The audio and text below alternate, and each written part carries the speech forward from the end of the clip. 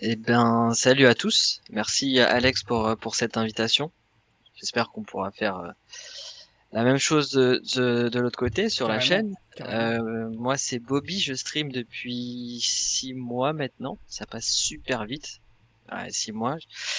Me décrire, j'ai quoi? J'ai 30 ans. J'ai fait un master en ingénierie financière. J'ai bossé en salle de marché.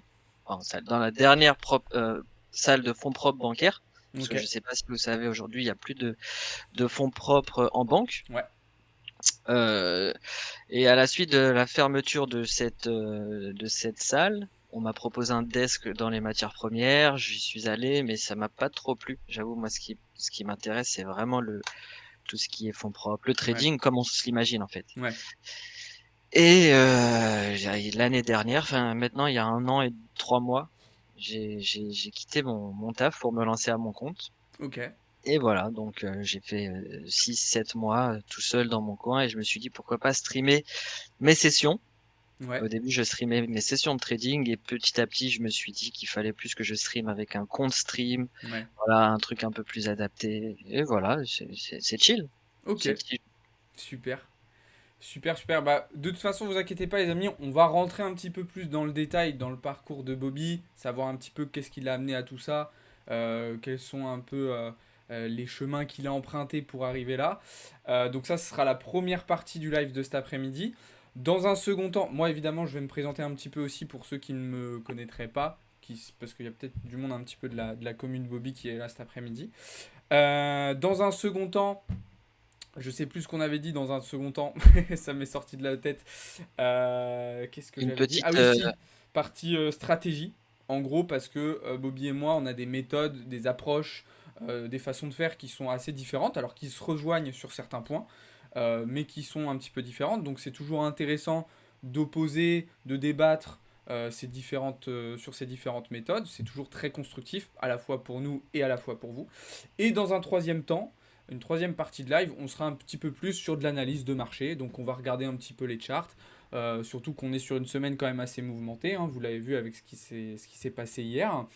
Et puis cet après-midi, il y en aura peut-être un petit peu aussi du mouvement, puisqu'il y a des petites data US qui vont être à surveiller. Donc voilà. Donc moi, pour me présenter rapidement, pour ceux qui ne me connaissent pas, donc Alex, cofondateur de Blockchain Capital et responsable du département trading. Donc moi j'ai commencé à stream, j'ai commencé sur les réseaux, ça fait 2 ans et demi à peu près. Et donc avec Théo, on a monté Blockchain Capital sur le premier trimestre 2023. Donc Blockchain Capital, c'est pas que du trading, hein.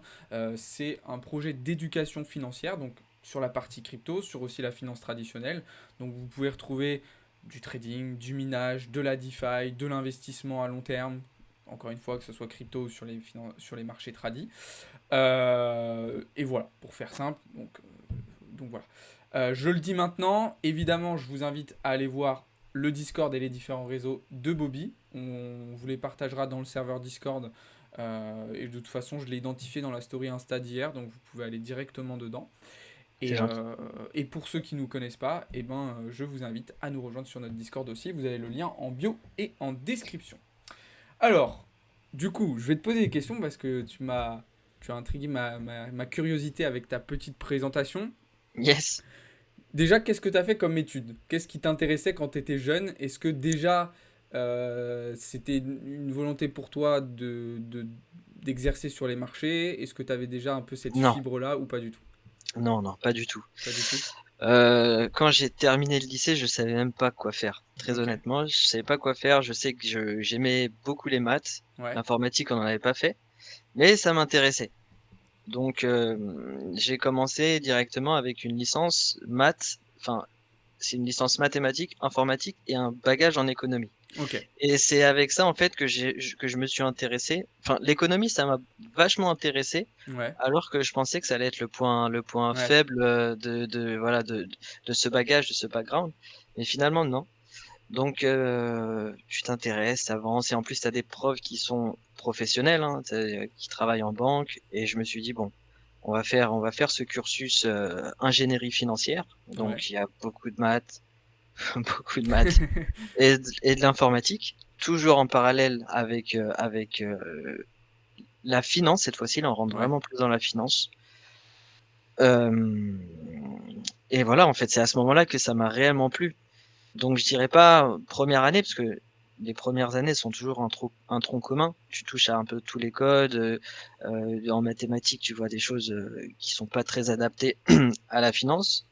Ouais. Mais j'ai laissé le temps se faire et je me suis spécialisé dans ce que j'aimais le plus, là où j'étais peut-être, meilleur par rapport à d'autres matières et je me suis retrouvé dans ce master, très, très stylé. Puis j'ai voilà, le stage, le CDI et puis tout est parti comme ça. Ok. Ouais, donc ça s'est fait un peu au fur et à mesure du temps. En fait, c'était pas une voie toute tracée. Ah Et non, non, ok. Ok, ok. vraiment pas.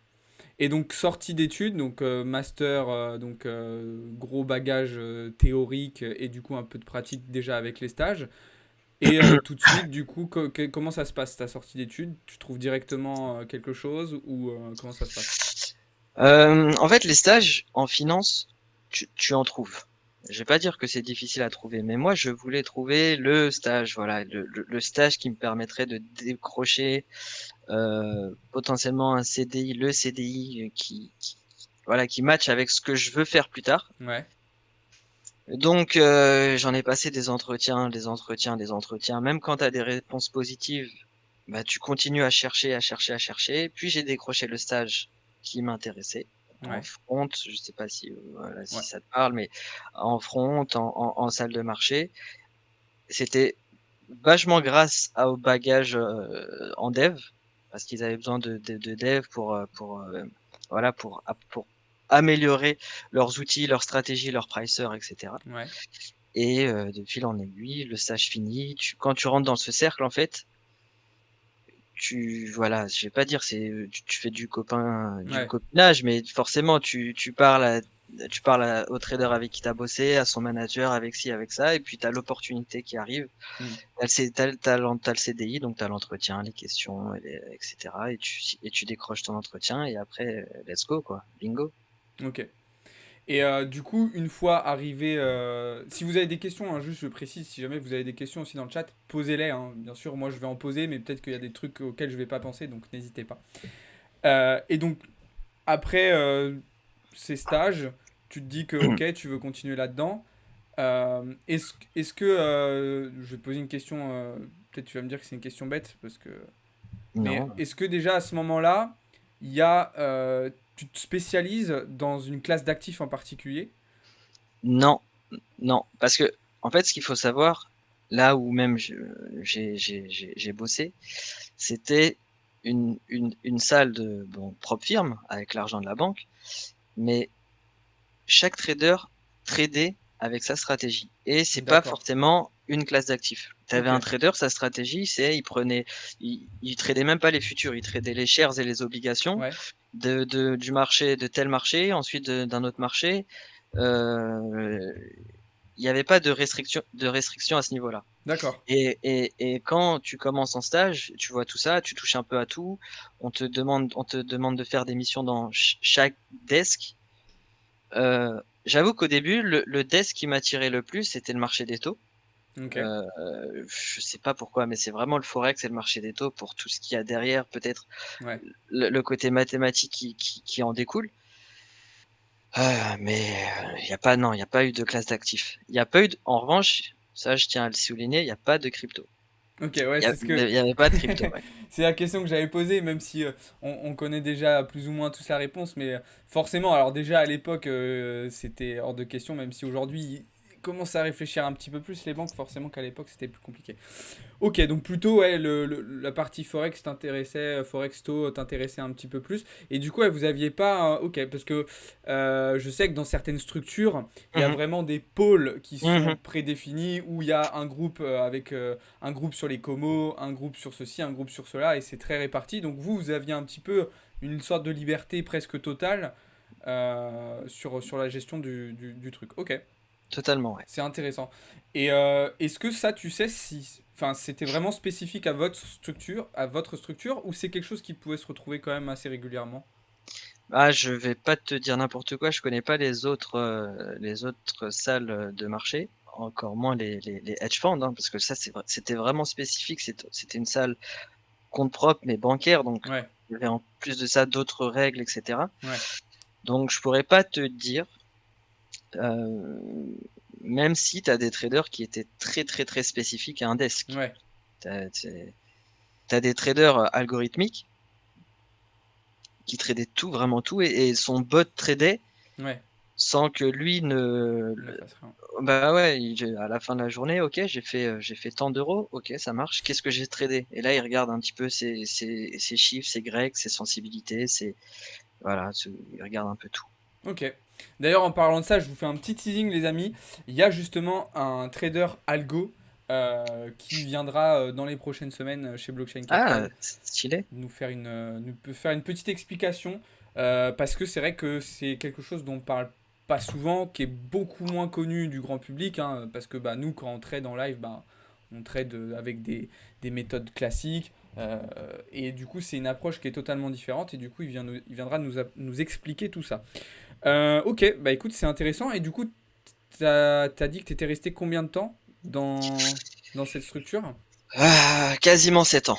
Quasiment 7 ans. Ok, Ouais, enfin 6 ans, ouais, ouais, 6 ans, entre 6 et 7 ans. ok. Parce que la structure a fermé, mais le temps de fermer enfin, elle est fermée.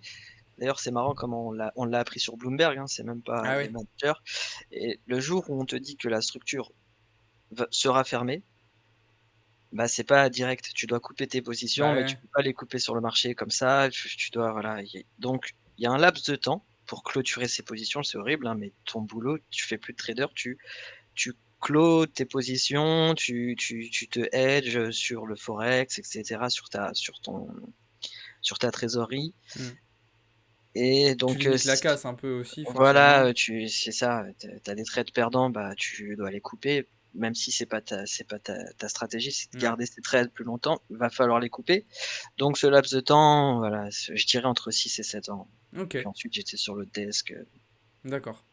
Alors, je prends une question qui est assez intéressante, et forcément qui va interroger beaucoup de personnes. Comment t'étais rémunéré du coup? Comment ça se passait en termes de rémunération et on va dire, peut-être tu pourrais donner, je sais pas, une fourchette de prix du portefeuille que tu gérais? Alors, déjà, comment ça se passe en termes de rémunération? Bah, c'est un salaire, hein. Tu es en France, tu as un salaire et tu es rémunéré à tes primes. Donc, j'avoue que j'ai pas beaucoup de tabou avec l'argent, hein. Ça me dérange pas même de parler de salaire, mais grosso modo, quand un junior arrive en tout cas dans cette salle de marché, dans cette banque, le trader il commence entre 60 et 75 k, ça dépend de son expérience et son école qu'il avait fait avant. Ça c'est son fixe. Et ensuite son salaire ça va dépendre de son année. Ouais. Quand t'es junior, forcément, moi j'étais junior, tu cherches pas, enfin, t'as pas des gros salaires, enfin des grosses primes. J'aime pas dire grosses primes parce que c'est hyper. Subjectif, tu veux dire? Ouais, ouais, Ouais. ouais. Même, tu dis que t'as pas une grosse prime et que tu reçois 30 000, 40 000 euros, ça, c'est très gros Ouais. pour le commun des C'est pas mortels. une grosse prime dans ce Mhm. contexte-là et voilà. Exactement, exactement, Il faut tout relativiser. exactement. Donc ça dépend de ton année, tout simplement. Ok. Et ensuite, le capital, j'avoue que je sais pas si, même si ça a fermé, je sais pas si ça, j'ai le droit d'en parler. Mais en fait, si vous regardez, c'est drôle parce que officiellement, cette salle de marché tradait 500 millions de fonds propres de la banque. Ok. 500 millions. Sauf que, forcément, des traders ne tradaient pas avec 500 millions. On parlait, il y a des traders qui, quand on a appris la fermeture, il y avait un trader, il ne pouvait pas clôturer ses positions parce qu'il pouvait faire bouger Ouais. le marché des taux australiens. Donc Ok. là, on imagine très bien qu'il n'a pas tradé avec 500 millions. Parce que tu peux trader avec 100 millions, mais te mettre en enfin, exemple, vous avez le même avec l'habitude avec les cryptos, vous Hmm. avez 1000 balles, vous pouvez trader en levier, c'est Exactement. l'équivalent de beaucoup plus. Donc Exactement. voilà. Ça, c'est marrant que tu dises ça parce que, tu vois, on parlait de la série Billions juste avant Ouais, de commencer le live. Et sans spoil, hein, il y a une scène justement, enfin, il y a un moment dans la série hein, où justement il faut fermer, il faut clôturer les positions dans l'urgence, il faut. Voilà. Mais faut faire attention et il faut y aller intelligemment pour pas justement foutre le bordel sur le marché, parce que c'est ça qu'il faut comprendre. Vous et nous, quand on fait nos streams comme ça sur Twitch, forcément, bah, Ça on se a peut. beau faire tout ce qu'on veut et fermer les positions en urgence, il va pas se passer grand chose. Mais quand on travaille, quand vous travaillez, quand des personnes travaillent dans ce genre de structure, bah il y a des fonds derrière qui sont énormes.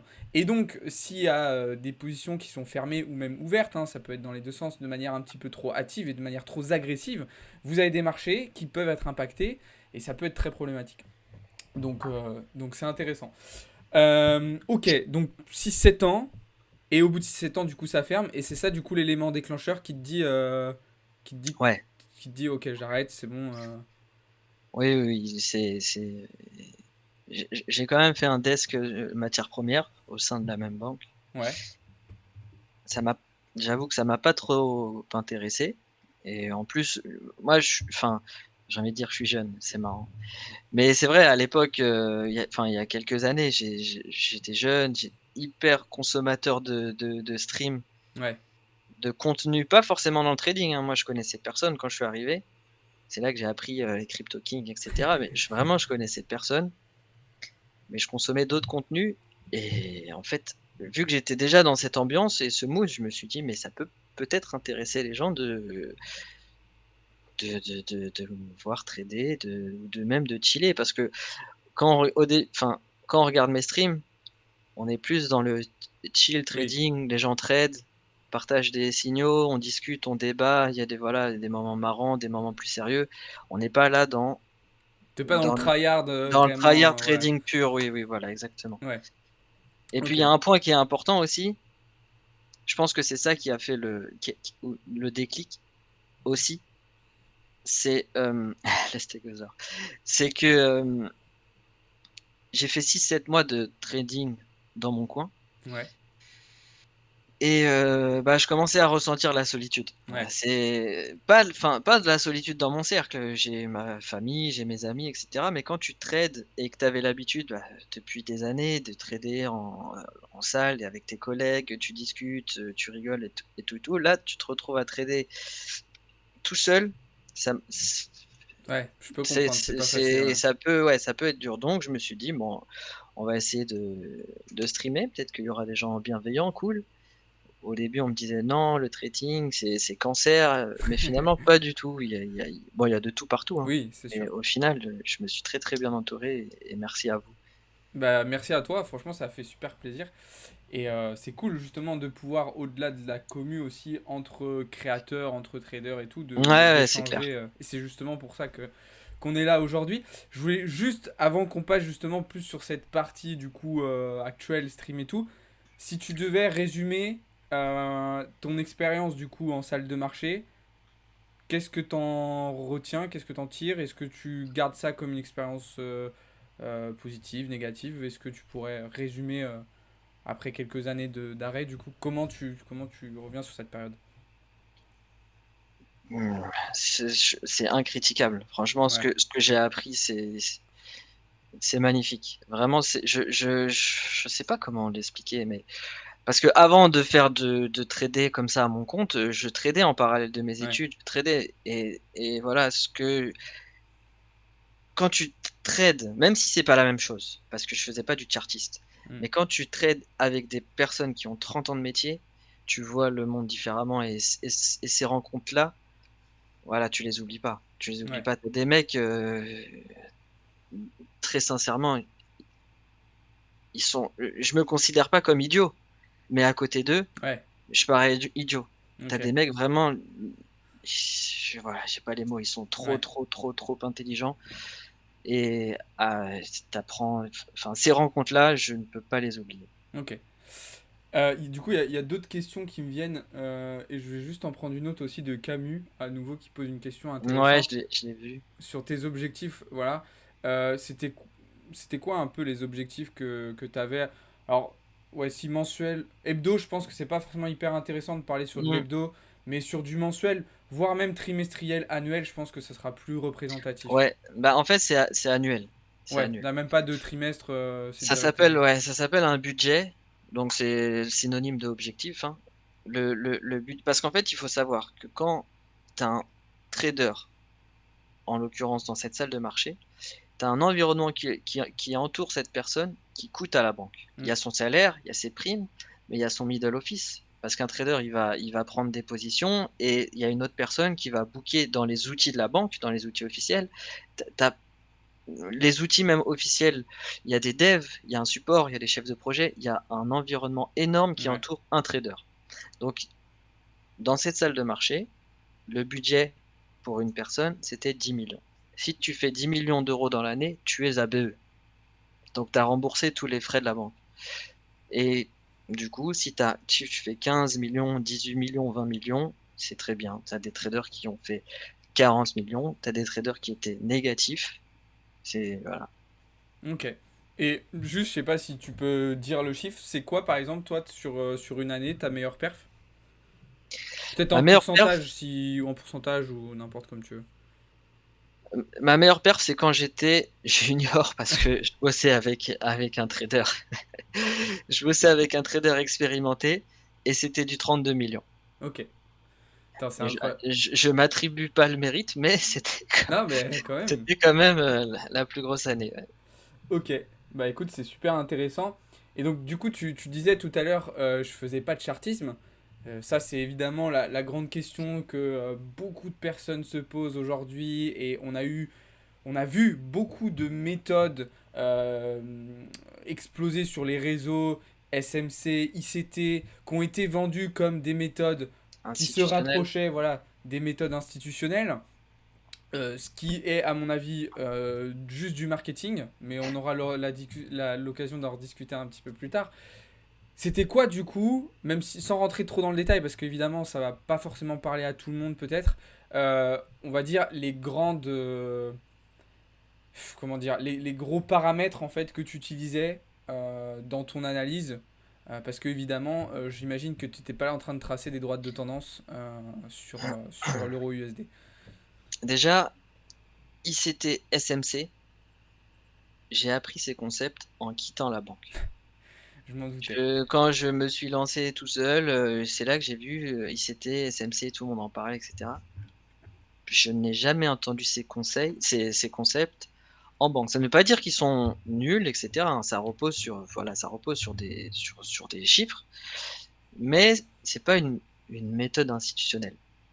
En tout cas, pas dans cette salle de marché. Heu, mon trading intervenait vachement dans tout ce qui était, sans rentrer dans les détails, mais, sur la data, sur la statistique, Ouais. sur, oui, sur l'étude empirique de certains mouvements de marché et cetera et cetera. Heu, il y avait vraiment différents types de traders. Il y avait, je le dis souvent dans mes streams, mais tu avais un trader, c'était un économiste. Tu avais un trader, tu en avais un qui faisait du chartiste, c'est vrai. Ah ouais. Tu en avais un qui faisait du chartiste.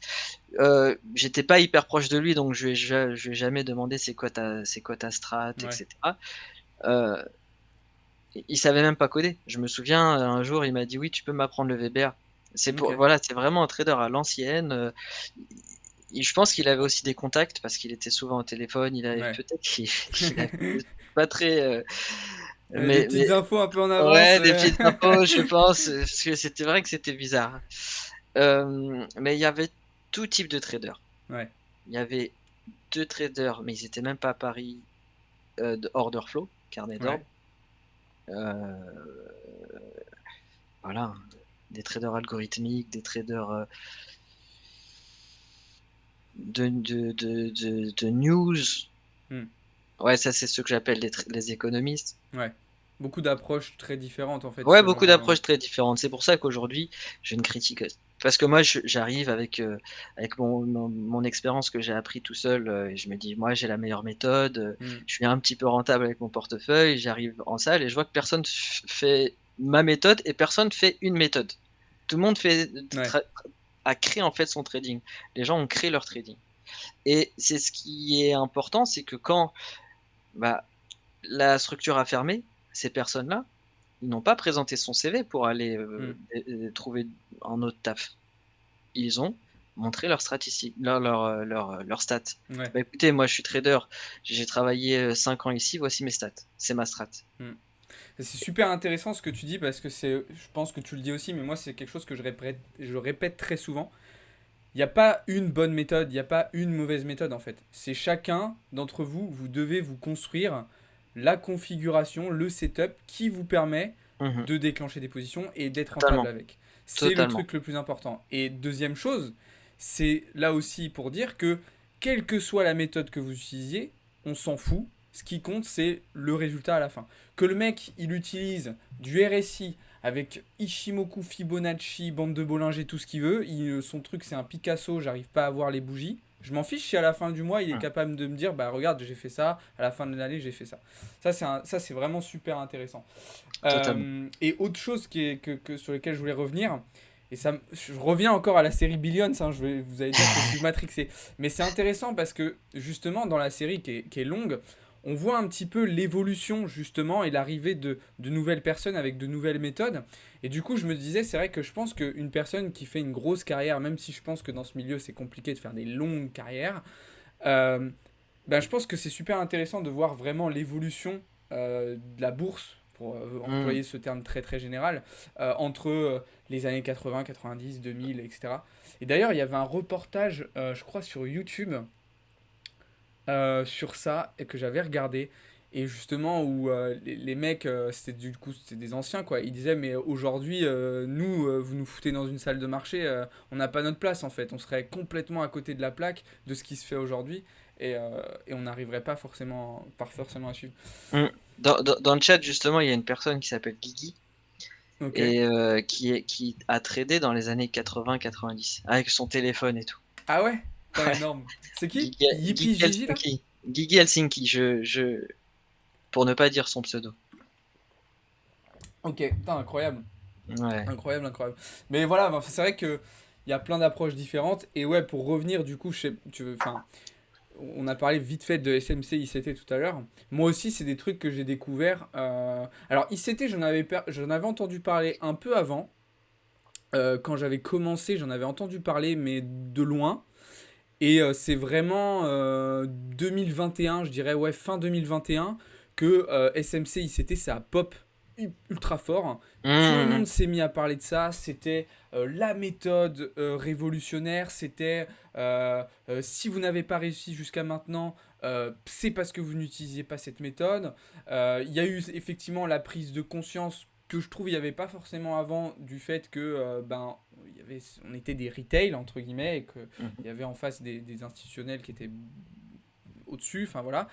Euh, mais alors je dis pas qu'encore une fois ces méthodes elles sont pas bonnes, hein. D'ailleurs moi j'utilise des notions d'ICT dans ma façon de faire, mais ce qui m'a vraiment dérangé sur cette partie-là, c'est que voilà, c'est cet aspect ultra marketing en Marketing, fait qui a ouais. été mis en avant juste pour vendre en fait des formations tout bêtement.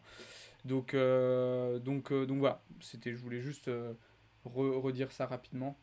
D'ailleurs, effectivement, il y a des personnes qui le disent dans le chat, la chaîne YouTube d'ICT, donc le C'est ce que je mec viens de voir. qui a créé cette méthode, enfin, qui a fait les vidéos et tout là, il va supprimer apparemment toutes ses vidéos, il va supprimer sa chaîne. Donc si jamais il y en a certains d'entre vous qui veulent apprendre, c'est maintenant. Donc je sais pas On sait quand il va les pourquoi? supprimer. Ouais, alors il a expliqué vite fait en fin de vidéo que ben, ça lui prenait beaucoup beaucoup de temps, qu'il avait une femme, une famille, et que voilà, ça fait, je crois, sa première vidéo, il l'a sortie il y a 6 ans. Donc ça fait 6 ans qu'il fait ça. Il a dit j'ai accompagné énormément de personnes, mais voilà, bon, il est temps pour moi de tirer ma révérence, quoi. Et mais Ok. ce que je trouve bizarre, enfin, c'est dommage qu'il supprime les vidéos, tu vois, il pourrait partir tout en laissant le contenu. Mhm. Ça pourrait être cool, mais bon. Il va les vendre. Bah, c'est ce que je me suis dit. En tout cas, je me suis dit, si vous voulez une idée de business, les amis, allez upload toutes vos vidéos de ICT sur YouTube. Vous attendez quelques mois et vous faites un petit pack comme ça, vous le vendez, ça va partir. Comme des petits pains, vous allez voir. Donc voilà. Euh, ok, bon, écoute, super intéressant sur cette période. Et donc maintenant stream. La première question que j'ai envie de te poser, c'est quoi ta journée un peu type? Comment tu t'organises? Qu'est-ce que tu fais au-delà des streams du coup? Parce que t'es pas en stream 24 heures sur 24. Mhm. Comment ça se passe? Je fais des sessions. En général, je fais 2 sessions par jour. une le matin et une l'après-midi. Ouais. Depuis mes streams, c'est un peu plus compliqué depuis que je stream parce que je stream 3 fois par semaine et je stream pas avec, voilà, avec mon compte. Mais si on part du principe que je ne stream pas, je me lève le matin, assez tôt, classique comme tout le monde, petit déj et cetera. Douche Je froide, me méditation, Ouais, étirement. mais tu rigoles, mais douche froide, oui. Si, Et tu fais? c'est un collègue qui m'en a parlé de la méthode, un ex-collègue qui m'a parlé de cette méthode pour OK, gérer son stress. Après moi de nature, je suis assez calme, assez posé et le stress, j'ai toujours su, voilà, bien gérer. OK, Mais j'ai quand même pratiqué la méthode Wim Hof, donc c'est OK, une méthode de froid, de douche froide, super. tu sors en t-shirt en hiver, c'est fou, hein, et tu fais des exercices de respiration Ouais. et en fait ça c'est un proxy donc c'est tu vas simuler un état de stress sur Mmh. ton corps et Mmh. si tu arrives à gérer cet état de stress, donc le froid, c'est un état de stress, voilà, tu t'es tétanisé, tu as du mal à respirer. Si tu arrives à gérer cet état de stress, tu arrives mieux à appréhender, à gérer ton stress dans la vie de tous les jours. Donc pour revenir voilà, à la routine, classique, je prends mon café, je regarde un petit peu les news, ce qui se passe sur Twitter, Ouais. les news de la journée et quand je me pose sur mes graphes, c'est voilà 9 heures pour l'ouverture Ouais. et je fais ma petite session de 2 heures, 2h30. Ouais. Je coupe, je vais au sport, je reviens vers 15 heures, 14 heures, ça dépend s'il y a des news et de la même manière, je fais 2 heures, 2h30, 3 heures de temps en temps, sur une session l'après-midi OK. et c'est tout, hein. Je traite pas souvent le vendredi si, mes perfs ont été, voilà, sympathiques, Ouais. disons. OK, donc classique quoi, rien de particulier, Non, non, non, non, OK. vraiment pas. OK. Ouais, c'est intéressant. Moi, tu vois, c'est vrai que du coup, c'est un peu différent parce que vu que ben, je passe beaucoup de temps avec la commu, Ouais, du coup, en fait, je fais un peu mes sessions du coup avec eux. Donc, tu vois, moi aussi, comme toi, le matin, à peu près même heure, je fais ma petite prépa et tout. Et à mmh, 9 heures en fait, l'ouverture, je la fais avec les membres sur le Discord. d'accord. Et donc, si tu veux, ben, ça me permet. Alors, évidemment, avant, je fais une petite prépa pour leur revenir sur ce qui s'est passé la veille, potentiellement dans la nuit si la Mmh, session asiatique a été mouvementée et tout. Et du coup, effectivement, bah, à 9 heures, bah, je commence ma journée comme ça, en leur expliquant ce qui s'est passé, et moi en regardant ce qu'il y a, etc. Mais généralement, je prends pas de position le matin. Ça peut arriver, mais OK. c'est assez rare. Tu es dans Faut... l'analyse pure. Voilà, c'est ça. En fait, la matinée va me servir de préparation pour ce qui va se passer sur la suite de la journée. D'accord. Après, si tu vois, je vois un setup qui est vraiment Mmh. sympa, si je vois que l'opportunité elle me plaît bien, bah je vais pas dire non, je prends pas le trade juste parce que c'est le matin. C'est un peu bête. Mais je vais être plutôt sur de la préparation, sur de la réflexion, sur de la mise en place en fait, sur la structuration de la session de l'après-midi. Et après, à partir. Alors, selon les journées, comme tu disais, des fois ça va être plus être à partir de 14 heures, des fois ça va être un petit peu plus tard dans l'après-midi. Après, ça va être plus de l'exécution, tout simplement, de ce que je vais Mmh. avoir vu le matin. Ou des OK. fois rien du tout. C'est-à-dire que si ben, tout ce que j'ai structuré le matin, il s'est annulé durant les quelques heures battantes du midi, ben, du coup, l'après-midi, soit je suis dans l'attente, je fais rien, soit je vais être dans déjà restructurer la journée du lendemain, tu vois, potentiellement. Donc, euh, donc voilà, OK. mais c'est intéressant. Mmh. Ok, ok, alors je vais juste faire une petite pause question parce que je vois qu'il y en a eu pas mal. Et après, on continuera. J'aurai d'autres questions à te poser, bien évidemment. Ça change quoi MT4, MT5? Pas grand chose en vrai, Spirigold. MT5, MT4, MT5, c'est la même chose en fait, c'est juste que MT5 c'est la nouvelle version. Euh, Moi je préfère MT4. Tu utilises quoi toi MT4, mais je suis passé sur MT5 là, ça y Ah est. ouais? Ok. Ouais, Bah, voilà, c'est vraiment question de préférence. ouais. C'est marrant que vous parliez d'ICT, il a quitté les réseaux. Ah bah voilà, c'est ce qu'on disait tout à l'heure. Faut copier, il y a de l'or à se faire. De ouf. En fait, il n'y avait pas tant de questions que ça. Ah si, il y avait une question sur les vagues d'Eliott. Les vagues d'Eliott ont plus de 100 ans et Shimoko a 60 ans. Pas trop de nouveautés. Alors effectivement, c'est une très très bonne remarque. Du coup, ça va nous permettre de faire la transition sur ce que j'allais dire après, sur les méthodes que tu utilisais aujourd'hui. Effectivement, il y a des indicateurs comme Elliott ou Ishimoku qui sont très vieux. Et d'ailleurs, Ishimoku, c'est un indicateur qui est très décrié aujourd'hui, qui est très critiqué. Mais il faut savoir qu'en termes de statistiques, Hmm. c'est l'indicateur qui a le meilleur taux de réussite actuellement. On a vu la même stat. Ouais. Donc, je sais pas, toi, qu'est-ce que tu en penses de cet indicateur? Est-ce que tu l'as déjà utilisé? Non, je l'utilise pas. Ouais. Très sincèrement, je l'utilise pas, même jamais en fait. Ouais, ça t'a jamais trop intéressé? Et toi? Tu l'as déjà, si tu Ouais. l'as déjà mis, je crois, ouais. Ouais, ouais, moi quand j'ai commencé, c'est justement ce par quoi j'ai commencé. Je l'ai utilisé pendant longtemps, hein, même en vrai, il y a Mhm. je dirais, il y a 1 an et demi, j'utilisais encore pas mal. Et j'ai commencé à lâcher petit à petit parce que, en fait, moi, l'inconvénient principal pour moi de cet indicateur, c'est qu'en fait, vous allez avoir des confirmations qui arrivent assez tard. Ok. Et du coup, tu as un déclenchement, si tu veux, de ta prise de position qui est tard. Donc, si. Enfin, du coup, de ce fait, il faut que tu construises vraiment tout autour de toi ton risk management, etc., en fonction de ça. Et j'avais de plus en plus de mal avec ça. Et aussi, c'est dû au fait que j'ai commencé à, comment dire, à prendre plutôt des positions intraday, plutôt Mhm. qu'avant où j'étais plus sur du swing, tu vois, j'avais plus de Ok. facilité à laisser tourner mes positions. Et en fait, ben, pour moi, c'est un indicateur qui, sur de l'intraday et encore pire sur du scalp, est beaucoup moins efficient. Pareil, parce qu'il y a des confirmations qui arrivent tardivement. Mhm. Donc forcément, si tu veux te positionner sur un laps de temps plus court, c'est plus chaud. Par contre, je pense que sur du weekly, sur du daily, sur du monthly, sur des grosses time frames, c'est un indicateur qui est vraiment génial, qui va vous permettre d'avoir une visibilité sur des changements de tendance, sur du déclenchement de certains runs qui est vraiment exceptionnel. Mais ça. Enfin, attention, toute méthode a ses avantages, ses inconvénients. En vrai, il n'y a pas un truc miracle. Euh, je vais te poser la question qui va être probablement la plus dure à répondre parce que du coup, toi, tu utilises beaucoup de choses. Hmm. Comment tu pourrais résumer un petit peu les éléments que tu prends en compte dans ton analyse? Déjà, juste premièrement, d'un point de vue technique. On parlera après du fonda, du macro. D'un point de vue technique, qu'est-ce que tu regardes? De quoi tu te sers? Euh, En stream, je scalpe beaucoup. Ouais. Voilà, en stream, ça m'arrive sur une session de 3 heures de prendre 10 trades. C'est assez, c'est assez énorme. Euh, et comment je vais opérer? C'est vrai que mais ce que je vais faire, déjà, je vais regarder les tendances globales, 1 heure, je descends 15 minutes, et ensuite, voilà, je vais placer, en fait, je me mets à la place de différents types de traders. Ouais.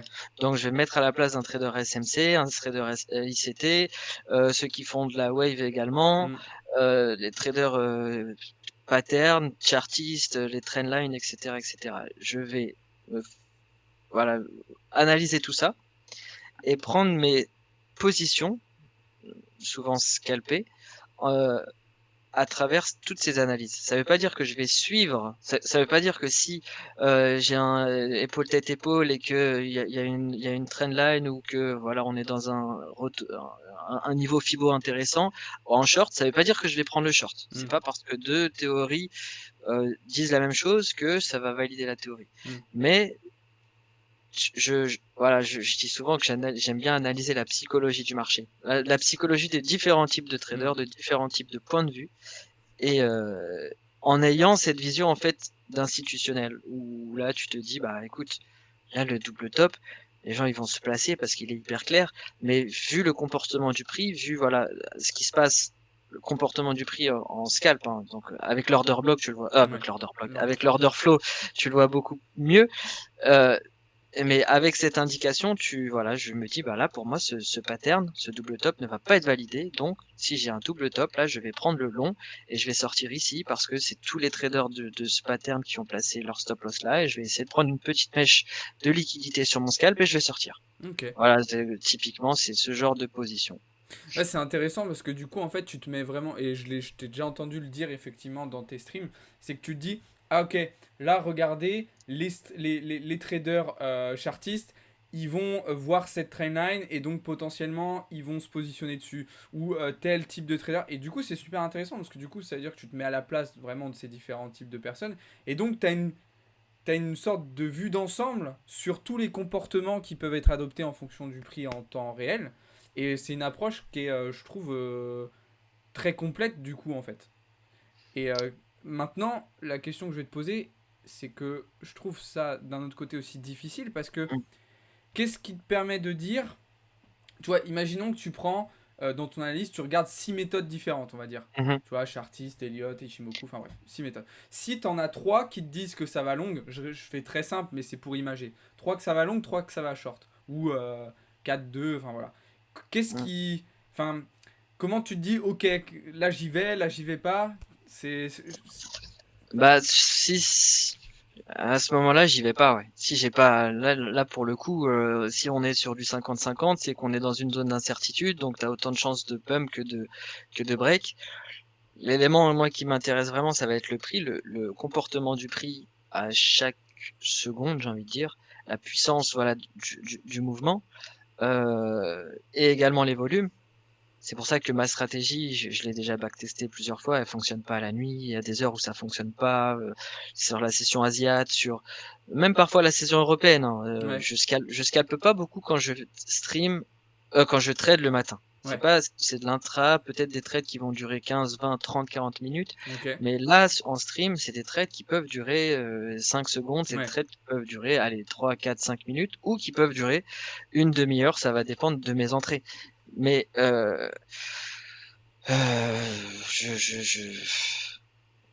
c'est vraiment cet élément, cette information, c'est le prix, c'est le comportement du prix au moment, soit d'une cassure de liquidité, mm, typiquement.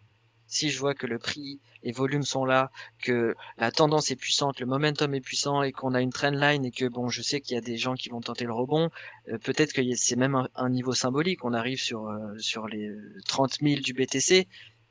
Et ben là où les gens se mettraient en short, moi peut-être que je prendrais un petit trade scalp, ouais, hop, voilà, on part du 30 000 à je sais pas combien, et puis je prends mon trade et basta, je sors. Et ok, après, s'il y a effectivement un rebond, au moins j'aurais pris ma petite mèche de liquidité. C'est assez, je dirais pas que c'est facile, mais ça a pris les mois, maintenant l'année, ça a pris l'année pour créer mon trading, quoi, en fait. ok. Ouais, c'est vrai que c'est intéressant. Des fois, bah, moi, quand je suis pas en stream, c'est vrai que des fois, je mets ton live à côté de moi, j'écoute un peu, je regarde. Et il y a un truc aussi que tu fais que moi, j'ai toujours eu du mal à faire dans mes prises Le de SL. position. Comment? Le SL. Non, c'est pas ça. Ah, C'est, tu vas faire un trade, moi j'appelle ça un trade de continuation. Donc en ouais. fait, tu vas avoir, bah, par exemple, exemple typique, sur l'or Mhm. en 4 heures, tu vois. Tu vois mon écran? Oui. Tu vois, bon, toi tu le fais sur des petites unités de temps, du coup, vu que tu scalpes, mais tu vas pas avoir de difficulté, par exemple, à longue ici, ou même à longue Mhm. ici, tu vois. Mhm. Parce que tu te dis, bah voilà, on a cassé des niveaux, donc je vais chercher de la continuation. Moi, c'est un truc, tu vois, presque je me l'interdis. Ok. Je me dis, non, euh, je peux pas rentrer sur un actif qui vient déjà de faire tant de pourcents, qui vient déjà de faire tant de bougies. Il n'y a pas Ok. une règle précise, tu vois. Mais c'est un truc où je me dis non, c'est pas possible. Par contre, là, effectivement, l'or, bah, il a cassé un niveau intéressant. On repart acheteur pour moi à moyen terme. Donc, par contre, je vais attendre un retracement potentiellement pour acheter. Mais je vais pas réussir à faire ouais, j'appelle ça Euh, du trade de continuation. Donc, Ouais, ouais, ouais, ok. ça Bah, tu vois, ça, c'est ta règle. Moi, typiquement, moi, je suis pas très fan des trades à contre-tendance. ouais, Les rebonds, je les trade, mais pas tout le temps. ouais, Si je prends 70% de mes trades, c'est dans la tendance. Donc, soit, voilà, des trades comme ça où je rentre dans un mouvement, soit j'attends une petite correction du mouvement pour rentrer. Mais les trades où je cherche le rebond, ça m'arrive, allez, 2 fois sur 10, 3 fois sur 10.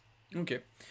Ouais, c'est intéressant. De toute façon, on revient encore une fois à ce Hmm, qu'on disait au début, c'est construire sa méthode, construire c'est ça.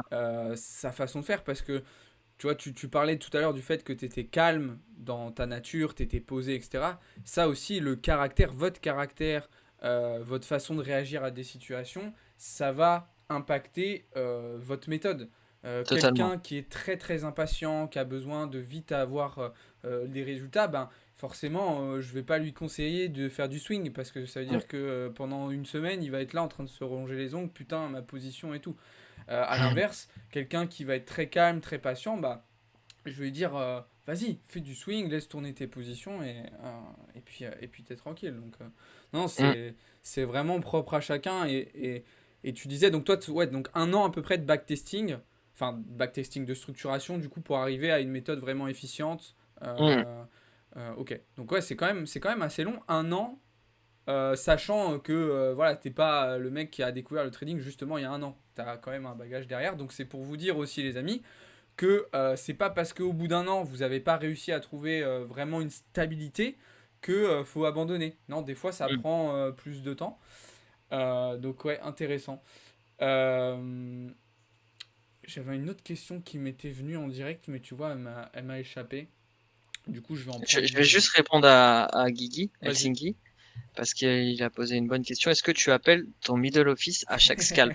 Donc ça, c'est pour les traders algorithmiques où tu prends 10 000 trades dans la journée. Non, heureusement pour eux, les pauvres. Là, c'est des heures et des heures, des mois, des années de taf entre des devs, entre des chefs de projet, entre le trader pour automatiser tout ça. Il y a des produits, il y a des produits que tu trades et hop, automatiquement, ça s'enregistre dans le logiciel de la banque et il y a tous les pricers qui arrivent dessus parce que tu peux prendre, il y a différentes étapes. Tu peux prendre un trade, le trade est enregistré dans l'outil, mais typiquement, tu prends une option, je sais pas si ça parle, tu prends un call, si Ouais. ça vous parle pas, je peux, voilà. Donc tu vas mettre les paramètres du call. Tu vas mettre le strike, tu vas mettre la maturité, tu vas mettre beaucoup de choses. Mais une fois que tu as mis ton booking, il y a d'autres outils qui interviennent parce qu'il faut le pricing. Quel est le prix de ce call à chaque instant? La banque, elle a ce devoir de pricing sur le portefeuille d'un trader. Même le trader, il a besoin de savoir, bon, aujourd'hui, à cet instant, combien vaut mon portefeuille? Donc la banque doit pricer ce produit qui, tu as des produits qui sont pas priceables, je sais pas si ça se dit, facilement. Ouais. Parce que nous, on a l'habitude avec les futurs et tout, mais c'est pas aussi évident. Donc non, heureusement que le middle ne traite pas ce genre de trade, ne book pas ce genre de trading. Ouais, c'est vrai que c'est une question intéressante. Puis du coup, c'est vrai qu'on revient un petit peu à ce qu'on disait plus tôt dans le live, mais c'est une approche, une façon de faire, un tout qui est à des années-lumière de ce qu'on fait aujourd'hui. Parce que, ben, tu le disais, rien que dans le fait de prendre une position, tu as un nombre de paramètres qui est Hmm. beaucoup plus important que, entre guillemets, nous, là, on appuie sur un bouton vert, un bouton rouge, même si c'est un peu plus compliqué que ça, évidemment. Je crois que ta caméra a freeze, Bobby. Mais merde. Ah, alors non, c'est bon, c'est revenu tout juste à l'instant. C'est revenu? Ouais, Ok, super. c'est bon. Alors, il y avait quoi d'autre comme question? Le SL, c'est primordial. Je suis d'accord. Maintenant, c'est pareil, la question de stop loss. Il y a, bah, par exemple, Paul, qui fait partie de l'équipe trading chez Blockchain Capital. Il y a une manière de faire où il va pas forcément tout de suite mettre son SL. Ça va dépendre aussi là, de la façon de faire de chacun.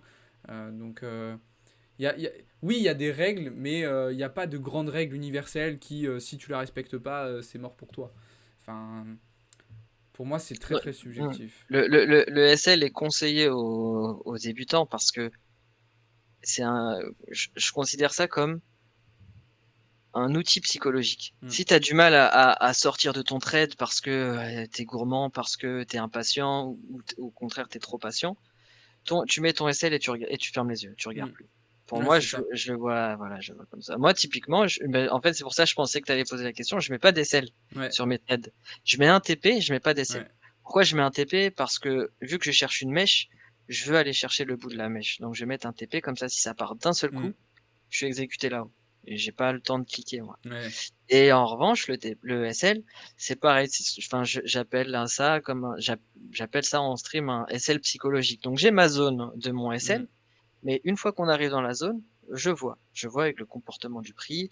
Si le marché, voilà, il y a des acheteurs, des vendeurs, je vais peut-être attendre un peu avant de SL. Si je vois que ça descend, ça remonte, bah, peut-être que je ne sortirai pas, peut-être que je sortirai et si ça descend et voilà et je sors. Parfois je SL même, ça m'arrive de scratch mon trade plus tôt, donc ça veut dire de couper ma position avant même d'atteindre le SL. Mmh. Quand je vois que le contexte du marché, à court terme, hein, change.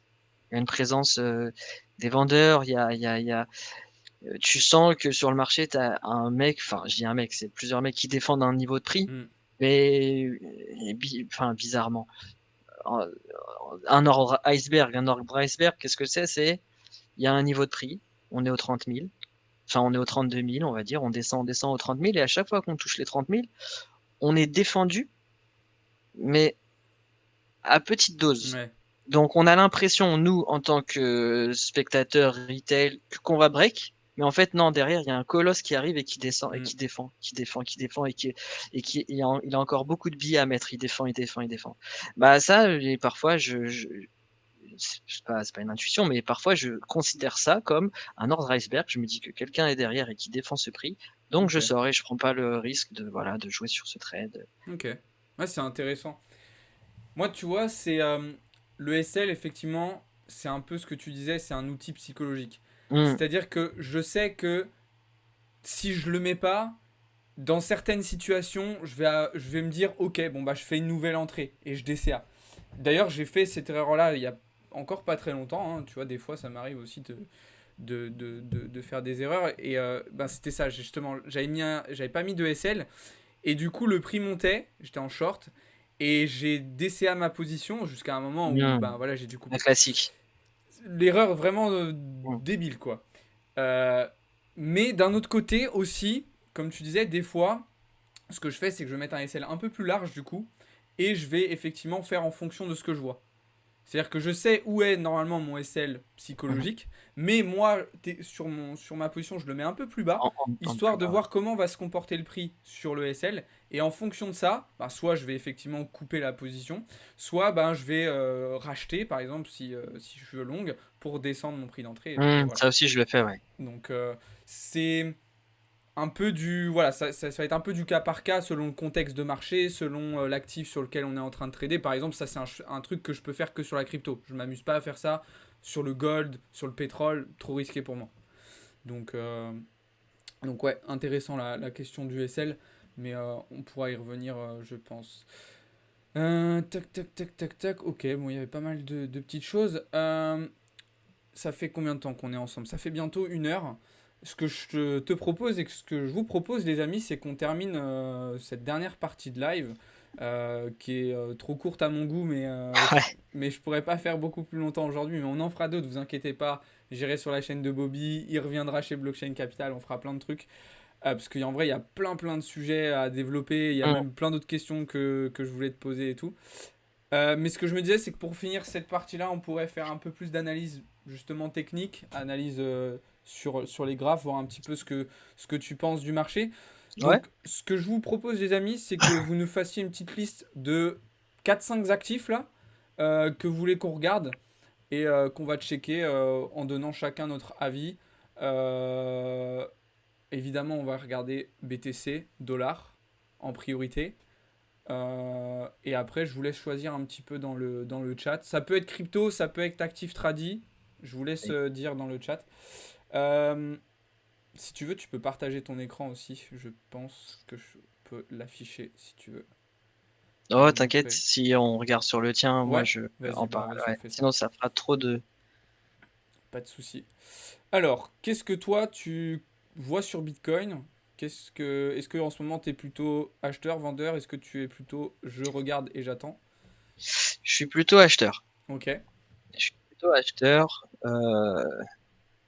enfin, j'ai pas pris de position sur le BTC, mais j'en ai pris une autre sur le PEP.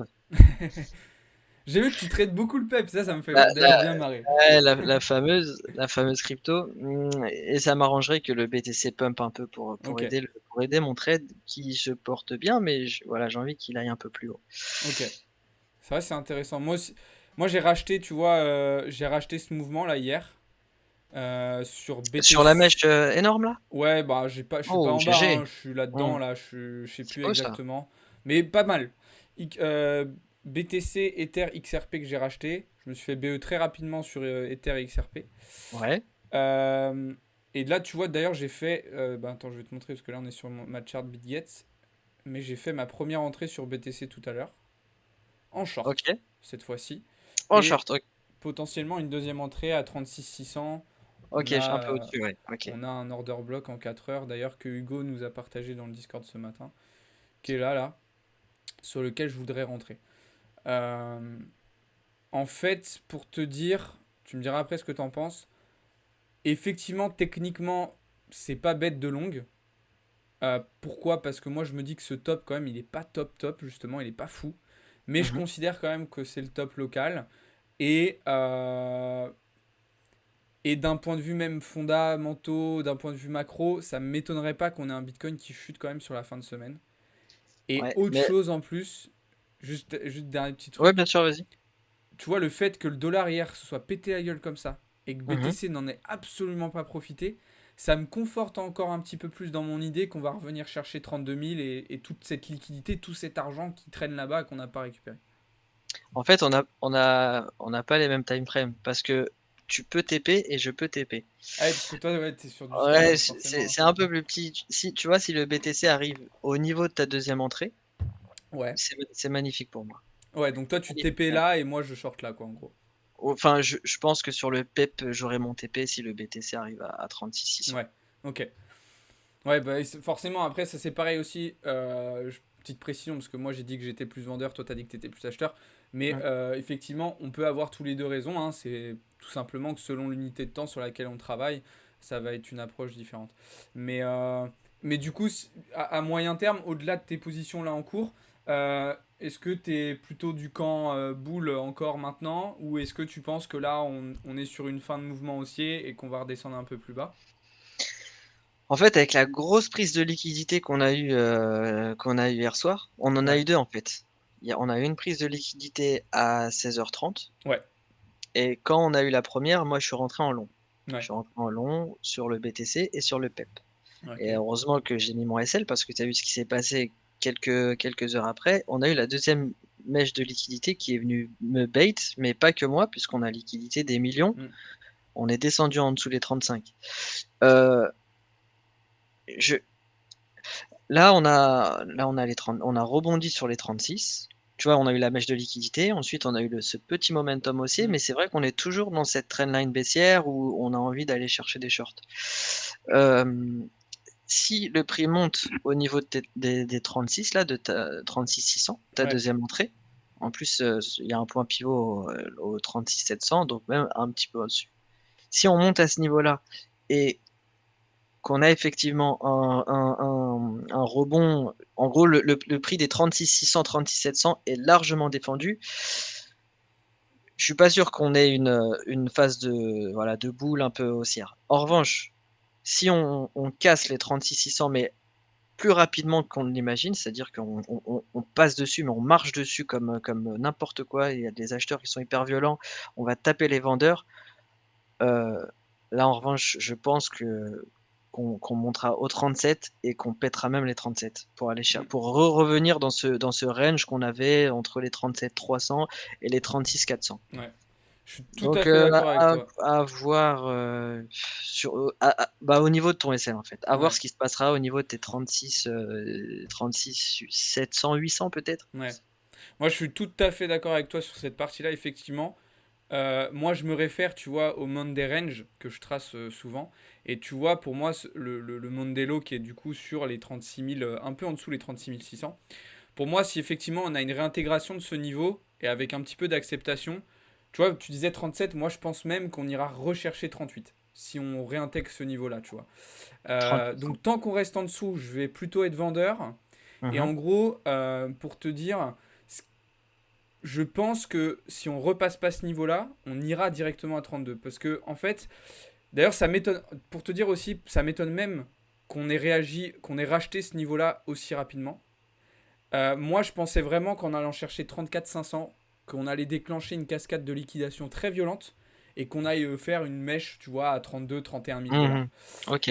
Et du coup, je pense que si on ne repasse pas ce niveau, eh ben on va aller à 34 parce que c'est un niveau où il y a de la lique à récupérer. Et à 34, pour moi, ça va déclencher un mouvement qui sera beaucoup plus fort et beaucoup plus bas. Mais par contre, effectivement, si on réintègre ça, je suis d'accord avec toi. Pour moi, ça va casser 37 et potentiellement même revenir chercher 38 pour faire le vrai top du coup local. Yes, yes, yes. Et pour moi, on va le savoir aujourd'hui, hein. Il y a On des va le chances qu'on savoir. le sache aujourd'hui, ouais. Ouais, ouais, ouais, tout à fait. Bah, de toute façon, là, ça commence déjà un petit peu à hésiter. Là, on est sur du 1 heure. Ouais, ouais, ouais, c'est possible qu'on ait la réponse en fin de journée, hein. Tout à fait possible. Ok, pour BTC. Pour dollar, pour le DXY, moi, c'est un truc que je regarde pas mal. Je sais pas si je regarde Je, beaucoup. je regarde le DXY pour mes trades sur le marché tradi, sur le gold et sur les indices, mais, mais je traite pas beaucoup le forex, à vrai Ouais, dire. ok. Je vais regarder.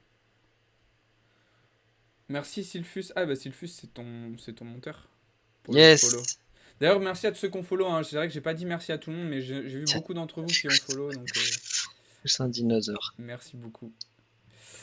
Euh, ouais, bah moi du coup en attendant que tu check, pour vous dire les amis, moi le dollar je le vois plutôt haussier à court terme. Là vous voyez je suis sur du 15 minutes.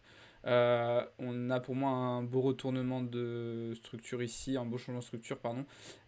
Chercher la FVG vers les 105, 105.2 et potentiellement même aller chercher un retest de la structure 4 heures, donc à 105.6, 105.7. Donc plutôt haussier sur aujourd'hui.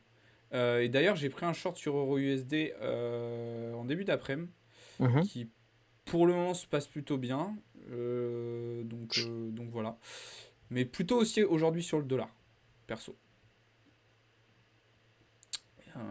Après, évidemment, la cassure 4 heures quand même nous permet de dire que on est sans doute sur le début d'une tendance baissière de plusieurs semaines sur le dollar, sachant que voilà, il y a des datas quand même macro US qui sont encourageantes, qui vont dans le sens de la Fed. On n'aura probablement pas de nouvelles hausses de taux à part catastrophe. Et donc, on peut considérer qu'on a eu nos tops, on a eu nos tops sur le dollar. Voilà, c'est mon avis. Je sais pas, Bobby, dis-nous ce que t'en penses. Je... Tu regardais en 15 minutes. Ouais, même Ok. après, même au-delà, enfin, au-delà de la chart, même au vu des datas qu'on a eu, tu vois, Mhm. dernièrement, même, même si tu veux nous donner ton sentiment global sur la situation macro, notamment US, est-ce que toi, t'es serein comme l'est le marché, ou est-ce que tu penses qu'on peut avoir des petites surprises encore? Le truc avec le DXY, c'est que c'est un big boss depuis trop de semaines. Hmm. Même si on a eu cette belle correction. Enfin, on corrige enfin les 10 ou je sais pas combien de semaines consécutives dans le vert. Bah, c'est depuis 14 juillet. Depuis le retournement du 14 juillet, là. 14 juillet, ok. Et on est Ouais, haussier, exactement, ici. haussier, haussier. Tu vois, tout ce mouvement-là. Donc là, on est doucement en train de corriger, bien aidé par, euh, par certaines news. J'aurais tendance à rester long sur le DXY plutôt long terme. Ouais. En revanche, en court terme, je sais pas. Ah, ta caméra, elle a freeze. La prise. Elle frise souvent, hein. Sylphus, tu m'as conseillé un achat.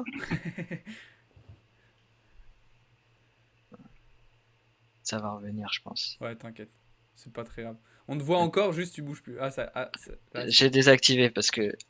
Et là, je remets. ah, c'est bon. Nickel. C'est bon? Ouais, c'est bon, c'est Ah ouais, revenu. ok, super, super. Donc, ouais, tu disais que tu resterais quand même plutôt acheteur, vas-y. Oh ouais, sur le long terme. En revanche, sur le. Ah, attends, parce que moi, je regarde le DX. Oui, on regarde tous les deux le Ouais. DXY. Ok. Je pensais que tu étais sur l'inverse. Ouais, je suis sur l'indice devise dollar, ouais. Je vois pas ton écran. C'est bon, je le vois. Donc oui, c'est ça que je disais. Je pense que effectivement, sur le long terme, si j'investis, si je suis en swing, je resterai long. Ouais. En revanche, pour les trades intra, je ferai attention tout de même au momentum. Je Hmm. ferai attention sur... Attends, c'était où cette mèche-là que j'avais vue?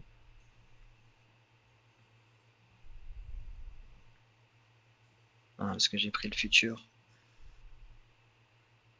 104. Est-ce qu'on a un petit niveau algorithmique? Ouais, on a brisé tous les niveaux algorithmiques. Je regarde juste la VWAP sur le euro USD. Où est-ce Vas-y, qu'elle vas-y. se trouve?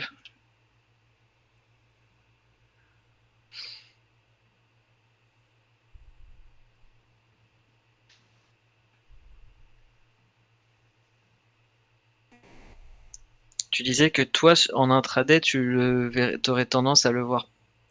Ah, 100, ah, ah, 105, 105, entre 105.2 et 105.6, potentiellement, en gros. 105.2. Je mets en 15 minutes. 105.2 et 105.6. Donc, ok, un retour à ce niveau-là. Hmm. Au plus haut, si vraiment il a de la force. Euh, et après, évidemment, en fonction des datas qu'on va avoir aussi demain. D'ailleurs, j'ai pas trop regardé ce qu'on avait eu comme chiffre sur les ventes au détail là cet après-midi. Je vais regarder ça vite fait, mais Euro USD, hop, 15 minutes. Le POC est tout là-haut. La VWAP est tout là-haut. pourquoi il marche pas mon investing là?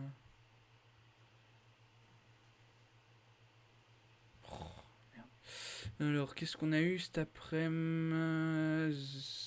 Ok. Waouh! Bon chiffre de la fête de New York. Par contre, les ventes au détail qui baissent quand même pas mal. Ok, intéressant. Intéressant, intéressant. Oui, en vrai, je suis un peu d'accord avec toi. Ouais. Sur l'intraday, j'aurais tendance à prendre des achats, peut-être pas tout de suite, à avoir une Alors, deux scénarios qui m'intéressent. Le premier, c'est si on a effectivement la cassure des 104.5, là, des 104.5, si on sort drastiquement et violemment de ce niveau-là, euh, il y a moyen qu'avec une confirmation, je rentre à l'achat. Ok, Enfin, si je trade le Forex, pour aller chercher ces targets-là. Les ok, 105, effectivement, les 105, 105.1, voilà. ok. Et le deuxième scénario, celui-ci, j'aime beaucoup, c'est si on a un retour dans la zone des 104.2.28, quoi, Ouais, 104.28, si on vient toucher les 104.28 et même un peu plus bas en fait, 104.22. Si on ouais. vient de toucher les 104.22 et qu'on a un gros mouvement haussier avec de la force, avec des acheteurs, une belle présence, une ou deux confirmations sur 15 minutes ou une heure, là je prendrai à l'achat, même si l'achat je le prendrai tardivement au niveau des 104.33, c'est pas grave. Je pense que Ouais. voilà. En vrai, ouais, je suis carrément d'accord. C'est vrai que si vous n'êtes pas rentré, par exemple, maintenant, effectivement, attendre un petit retracement comme ça peut être pas mal. Ça, c'est le deuxième scénario. Si on a un retracement avec deux belles confirmations, je rentre dans le retracement. Et si là, dès à présent, on casse les 104.5, il y a moyen que je rentre dans le train Hmm. avec la tendance. Ok, ok, ok. Intéressant. Donc voilà, vous avez notre avis si jamais il y en a qui tradent le Forex. Alors, qu'est-ce que vous nous avez dit que vous voulez qu'on regarde? Alors, DYDX, Sol, BNB, Link, Matic, Tao. Ah, et vous avez dit que des cryptos.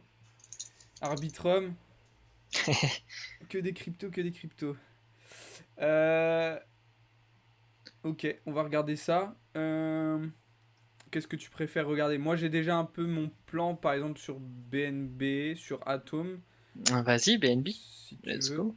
Alors juste pour répondre rapido scriptof à ta question, du coup, ben, vu que je vois le dollar monter, je suis plutôt vendeur à court terme sur euro. Alors, moi, BNB, pour commencer par ça, mon analyse que j'ai actuellement, elle est surtout sur du weekly, parce qu'à plus court terme, j'ai pas vu grand chose d'intéressant. Sur du weekly, je trouve assez décevant le BNB pour le moment. J'attends qu'il fasse un mouvement comme on a pu voir sur AV, comme on a pu voir sur Atom, sur UOS, enfin bref, sur plein d'altes qui ont fait des belles performances. Et justement, c'est ces setups-là qu'on a pu identifier pour rentrer. Alors là, il est bien reparti cette semaine, le BNB, mais la semaine dernière, il a fait une clôture weekly qui m'a pas trop plu, moi. Et dans tous les cas, pour passer acheteur, je vais vraiment attendre qu'on flippe ce niveau, définitivement. Idéalement avec un retest derrière pour acheter. Donc là, je suis sur du weekly, donc ça serait pour du spot. Après, je ne sais pas si vos questions étaient portées plutôt sur des analyses court terme ou long terme, mais moi, le BNB, j'ai pas vu grand chose d'autre d'intéressant. Je suis vraiment dans l'attente d'une cassure un petit peu plus violente pour passer acheteur. Et si je vois qu'on échoue vraiment sur ce niveau-là, ben par contre, je repasserai vendeur pour revenir chercher potentiellement des targets vers 200 $. En gros. Pour faire très très simple et très très résumé. Je sais pas si toi, Bobby, t'as un. Je regardais plus, enfin pas en weekly, je me suis Ouais, mis en 1 heure puis en 15 minutes. ok. Euh, En fait, l'opportunité, c'est un peu simple maintenant parce qu'on a le futur, enfin on a le, le présent qui est un futur dans mon analyse, mais l'opportunité, je l'ai loupé, enfin pour moi, parce que la bonne entrée aurait été à la cassure des 248. Ouais, À la cassure des 248, ça c'est une entrée qui est juste magnifique. je suis Euh, d'accord. même, même si en 1 heure, il y a le double bottom qui me dérangeait vachement. En 1 heure, on a un double bottom qui me dérange. Pourquoi ça me dérange? Parce que ça met, euh, il y a un biais à l'achat pour une Mm, masse de traders. mm, Donc quand il y a beaucoup de traders retail qui sont à l'achat, il faut faire attention. mm. Parce que voilà, c'est un peu trop simple à aller chercher, aller les titiller. Donc en vrai, c'est même pas sûr que j'aurais pris le trade. Mais les 248, une fois qu'on les a break, en plus c'est le point pivot weekly, il y a une zone de liquidité un peu au-dessus. Quand on a eu la mèche de liquidité juste en bas, c'est une zone intéressante pour les traders SMC qui Mm. attendent un rebond, parce que si on place le Fibo sur toute l'extension 1 heure qui a commencé du 3 novembre jusque tout là-haut, et ben la mèche arrive dans cette belle zone et repart à la hausse. Donc là, on a des traders SMC dans le train, on a les traders du pattern dans le train. Et ces gens-là vont TP à un moment donné. On va avoir des premiers TP. D'ailleurs, je sais pas si il y a eu des premiers TP, mais les premiers TP, naturellement, je pense que 90% des personnes auraient mis le même. C'est au niveau des plus hauts précédents, donc 254, 200, 255. Voilà, on a peut-être eu une première réaction, c'est pour ça que c'est Mm. tombé. Mais une entrée au 248, voilà, cette cassure du point pivot, récupérer la liquidité, ça aurait été nickel. Mm. Peut-être pour avoir un TP au 200, bah, soit au 256, 57 pour un TP1 et un TP2 un peu plus haut, mais il faut faire attention avec le deuxième TP. Ça va dépendre du BTC si on pousse encore, encore, encore. Mm. On remarquera quand même que le BNB, il a eu une réaction depuis sa dernière mèche de liquidité, hein, si on compare au BTC, beaucoup plus solide. Mm. Je sais pas si tu as vu. On a liquidé, ok, mais on a corrigé extrêmement fort. Bah, on a pris, pour te dire exactement, on est sur une hausse de quasiment 9% hein, depuis la mèche d'hier. En comparaison, BTC, je vais vous dire ça tout de suite. Hop, on va prendre la réaction de BTC. Ah, quoique, peut-être pas trop mal. C'est quand même un peu amélioré, mais si on prend vraiment le bas, ouais, on est un peu en dessous. On est à peine au-dessus des 5%. Pour moi, pour refaire, enfin, si le BTC avait le même comportement que le BNB sur cette liquidité, donc en gros des acheteurs, des investisseurs, des acheteurs, une euphorie à l'achat, le BTC serait à l'heure actuelle, bah, au-dessus de son point pivot tout simplement au niveau des 37. Mmh. 37, ouais voilà 37 000 et on n'y est pas. On n'y est pas, on a du mal à break cette trendline. Je sais pas si tu la vois, il y a une trendline, qu'on a depuis pas mal de temps sur le BTC, Ah, pas sur sur le le BNB, BTC. alors que sur le BNB, on l'a break. C'est pour ça que Ouais. enfin, on a break cette trendline, on a eu ces achats, on a ces acheteurs, du pattern, ces acheteurs de Chartis, ces acheteurs de SMC qui sont rentrés dans ce train et qui est violent aujourd'hui. Attention au niveau du TP1, voir s'ils se rémunéreront tous ou pas. Mais la descente peut être, aussi violente que la montée. Ouais. Moi, tu vois, ce que je me disais à court terme, j'aurais presque plus envie de le short. Le BNB? Ouais, un petit short justement pour revenir sur le niveau de cassure 247-248, tu vois. Mmh. Peut-être attendre qu'il swept ce plus haut là, tu vois. Et Ouais, exactement. tu vois, avec un SL au pire, bah justement un peu plus haut que ça, au cas où on pousserait plus haut. Pas trop proche parce que là, à mon avis, des SL ici, il doit y en avoir pas mal aussi. Mais je pense que c'est pas déconnant parce que là, en plus, alors sur Mex, non, mais je crois que c'était tout à l'heure sur le contrat Binance. Il me semble qu'on a laissé un gap, un petit gap en 15 minutes sur la cassure. Il y a un peu de FVG. En vrai, ce serait pas déconnant. C'est peut-être un truc que je vais surveiller pour la fin de journée, tu vois. À voir. Ok. Alors, qu'est-ce qu'il y avait d'autre? Vous nous avez dit quoi? Tac, tac, tac. Le Tao. On va parler du Tao, parce qu'en vrai, tout le monde parle du Tao en ce moment. Tout le monde parle du Tao. Bon, déjà, le Tao, moi, c'est forcément un token que je surveille parce que c'est domaine IA, c'est un projet qui a du potentiel. Et donc, forcément, c'est intéressant. Maintenant, je vous avoue que j'en ai un peu en spot, mais je vous avoue que je m'amuse pas forcément à trader un truc qui a déjà fait une performance aussi forte, qui est en découverte de prix, parce que le Tao est en découverte de prix. Euh, donc c'est vrai que je vais moins porter mon attention sur ce genre de token, parce que du coup, moi, ce que je vous répète souvent, j'essaye d'aller là où l'argent est, là où l'action se passe, et surtout là où elle va se passer. Donc un actif qui, ça revient un peu d'ailleurs à ce que je disais tout à l'heure, mais moi un actif qui a déjà surperf l'ensemble du marché, je dis pas que je vais pas le trader, je dis pas que je vais pas le regarder, mais c'est pas sur celui-ci que je vais focus mon attention. Je vais essayer d'identifier justement d'autres actifs qui peuvent adopter un comportement similaire à celui-ci. Euh, donc ouais, sur du 1 heure. Parce que sur du daily, hein, moi je resterai sur de l'achat forcément. Achat, achat, achat. Sur du plus court terme.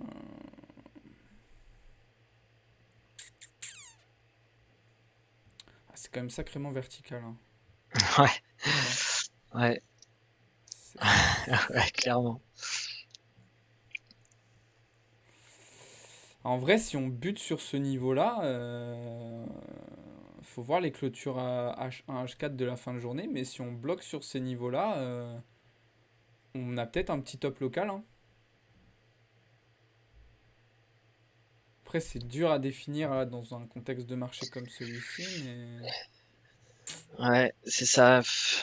Moi non plus, j'aime pas trade les cryptos qui sont hyper hypés et décorrélés du marché actuel du BTC. Là, ça pump, pump, pump. Je sais pas si c'est lié à une hype, à une news, à une info. Sur du swing long terme, j'aurais du mal à prendre un trade parce que tu l'as bien dit, hmm, on est en découverte de prix. Ça peut aller plus haut, et puis si ça va plus haut, bah, le marché il décide d'aller plus haut. On ne sait pas quand est-ce que ça s'arrêtera. Et à l'inverse, si c'est effectivement le top du top, ça correspond à un petit niveau algorithmique, c'est la résistance weekly algorithmique. Donc une résistance algorithmique, c'est tu prends ton point pivot, c'est tout con, hein. Un point pivot, c'est très utilisé dans les algos. Tu prends ton point pivot et puis tu fais un Fibo dessus, pas sur une extension, mais vraiment dessus. Et t'as des niveaux algorithmiques sur le point pivot. Et là, on a bloqué sur la résistance weekly 1. J'aurais peut-être un scalp intéressant. Là, voilà, c'est typiquement le genre de scalp que je pourrais prendre en live. C'est si on revient sur la zone des 50, des 58. Voilà, parce on a bloqué au 60 en fait, c'est ça? Ouais, on a bloqué au 60. Ouais, tout pile. 160. Donc si on revient au niveau des 58, je regarde, même pas, parce qu'il n'y a pas de volume. Non, il n'y a pas beaucoup de volume en 1 minute. Donc non, j'aurais même pas tradé ça en scalp. En vrai, attends, 58, on a un equal high en plus, je crois, à récup. Ouais, ouais. Tu vois, je l'avais pas vu. Ouais, c'est vrai que moi aussi, il me tente plutôt bien aussi à short. Avec un SL très serré, je pense que je mettrai un SL très serré parce que, comme tu dis, des couvertes de prix, ça peut pousser. Bah oui, c'est comme le TRB, quand ça pump, on s'est dit mais ça va s'arrêter.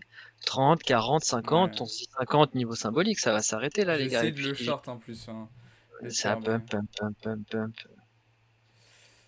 On l'entend en double. Ah ouais? Apparemment on m'entend en double. Ah, bah ça fait 1h30 qu'on est en live, t'es le premier à dire ça. C'est bizarre. C'est que depuis maintenant ou depuis le début? Parce que si c'est que depuis maintenant, Pas ben pour moi. c'est probablement de ton côté. Parce que nous, on n'a rien touché au paramétrage. Donc je pense que c'est plus de ton côté. Ouais, le casse-pas aussi très très vertical, ouais. Ouais, non, franchement, peut-être à surveiller effectivement ce petit short sur Tao. Plutôt d'accord. Petit short BNB, petit short Tao. En fait, voilà, vous l'avez compris, nous on est permabère avec Bobby. Donc c'est-à-dire que dès qu'on voit une charte, on veut la vendre, même quand il y a des tendances haussières comme ça. Et après sur un scalp, je pourrais être acheteur. Mais il n'y Ok. a pas assez de volume pour aller break parce que tu vois, peut-être que tu m'as vu en live, au niveau des 160 là où on a bloqué, Ouais. si je vois que le prix est hyper agressif à l'achat. Donc ça, c'est soit tu as l'order flow, mais bon, pour cette crypto, je suis pas sûr. Mm. Soit c'est visuel avec ton exchange, tu vois la bougie, essaie de pousser, ça redescend, mais ça pousse, ça redescend, mais ça pousse. Hop, la bougie suivante, ça monte, ça monte, ça monte. Si je vois que au niveau des 159, 158, ça continue à avoir ce comportement, je peux rentrer à l'achat pour récupérer une mèche. Ok. La mèche, c'est de 160 à euh, vraiment, malheureusement, je connais pas bien le comportement de cette crypto. Je regarde rapidement, mais je peux aller récupérer une mèche et sortir à 161. Je Ok. rentre à 159, je sors à 161, je prends mes petits pourcentages avec un SL hyper serré. Et voilà. Ok. Peut-être même qu'on va le voir en live, hein, si Ouais, c'est ce que j'allais dire, ouais. ça daigne monter. On va voir ça. Bon, après, attention quand même, hein, je le précise, aux contre-tendances comme ça, c'est un alt quand même qui est très bullish. Donc attention à, comme je dis souvent, hein, privilégier quand même l'accompagnement d'une tendance le plus loin possible, plutôt que de vouloir aller dans le sens inverse. C'est toujours plus compliqué de choper un point de retournement. Mais c'est vrai que là, il y a un petit truc peut-être intéressant à checker. Ouais, c'est bon pour vous le son. Pétrole news bien meilleur que prévu. Ah ouais? Vas-y, j'irai voir ça après le live, Camus. Intéressant. Ah oui, c'était 16h30 la data à pétrole. Ouais. C'était 16h30. Le Est-ce que BTC qui tente de pousser. ça bouge sur BTC? Ça tente une poussée. Ouais, c'est un peu timide, je trouve quand même. Ouais, avec ce qui s'est passé hier. C'est un peu timide. En plus, tu vois, là, on laisse à moitié un équal low juste en 15 minutes. Putain, les gaps qu'il y a sur le Tao. Après, je suis sur Mexé, je sais pas s'il y a beaucoup de volume, mais c'est ouf les gaps. Hum, hum, hum. Je trouve en forme BTC pour un actif qui a pris un gros rect. Tu parles du rec Ouais, d'hier? non, je lis le message de Ouais, Yippee. non, je C'est vrai, hein, ouais, le rect d'hier, je pense. ouais. Après, moi, Paul me disait un peu pareil hier soir. Moi, je suis pas. Enfin, oui, il y a un rect, il y a je ne sais combien de millions qui ont été liquidés, mais ça reste un rect dans une intervalle de prix assez étroite, hein, parce que si vous dézoomez un petit peu, là, on a même pas. C'est-à-dire que de, de cette zone à ici, on n'a rien pris encore. Donc, on a rect un peu